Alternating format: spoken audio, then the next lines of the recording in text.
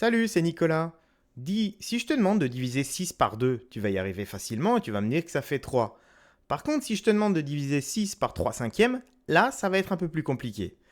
Alors, je vais tenter de t'expliquer comment on fait pour diviser un nombre par une fraction. Alors pour ça, je vais commencer par reprendre le principe de base de la division. Donc 6 divisé par 2.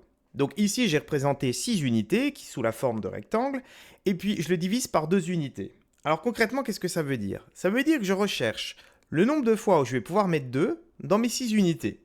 Donc tout simplement, je vais cocher les unités 2 par 2. Donc là, ça va me faire une fois, j'ai mis 2 unités, deux fois, j'ai remis 2 unités, 3 fois, et j'ai mis de nouveau 2 unités. Donc finalement, 6 divisé par 2, je peux le mettre 3 fois. Voyons voir ce qui se passe sur un autre exemple. 6 divisé par 3 cinquièmes.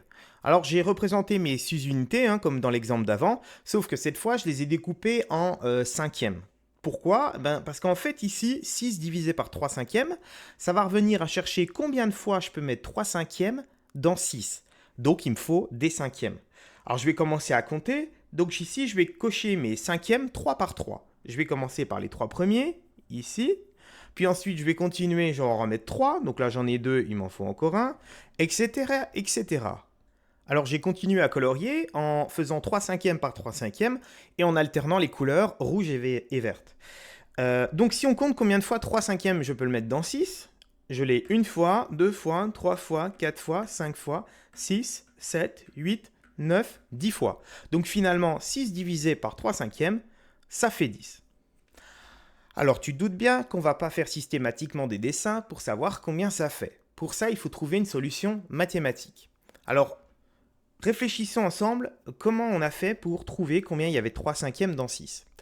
Donc déjà, le premier réflexe, ça a été de chercher combien il y avait de cinquièmes dans 6 unités, puisqu'en fait, j'ai ici divisé tout en 5. Donc pour ça, on fait simplement 6 fois 5, qui font 30, pour savoir combien il y avait de cinquièmes. Ensuite, ces 30 cinquièmes, je les ai divisés par 3, tout simplement parce qu'ici, je voulais faire des paquets de 3, ce qui me fait 10. Donc si je résume, j'ai fait 6 fois 5 divisé par 3. Tu vois qu'en fait, ce que j'ai fait, c'est que j'ai transformé cette division que j'avais ici avec 3 cinquièmes. Maintenant, j'ai une multiplication. Par contre, ce qui s'est passé, c'est que la fraction, elle a été ici ce qu'on appelle inversée. C'est-à-dire que le 5 s'est retrouvé en haut et le 3 s'est retrouvé en bas. Et ça fait donc 30 tiers, ce qui fait 10. Donc finalement, on va retenir une règle plutôt simple qui dit que si tu veux diviser quelque chose par une fraction, tu as simplement besoin de multiplier par l'inverse de cette fraction. Pour finir, je te donne encore deux exemples sur lesquels on peut appliquer cette règle. 6 divisé par 5 neuvièmes. Ici, ce que j'ai fait, c'est que j'ai gardé mon 6 tel qu'il était et j'ai multiplié par l'inverse de 5 neuvièmes, c'est-à-dire 9 sur 5, 9 cinquièmes. Et après, il suffit de faire donc 6 fois 9, 54 et garder le 5. De la même façon, on peut diviser une fraction par une autre fraction.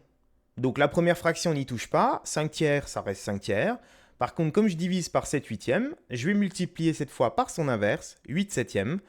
Et après, j'ai juste à multiplier le haut avec le haut, donc 5 fois 8, 40. Et en bas, les dénominateurs, 3 fois 7, 21. Voilà, j'espère en tout cas qu'avec cette technique, tu arriveras à faire tes exercices et que tu vas briller en interro. Salut!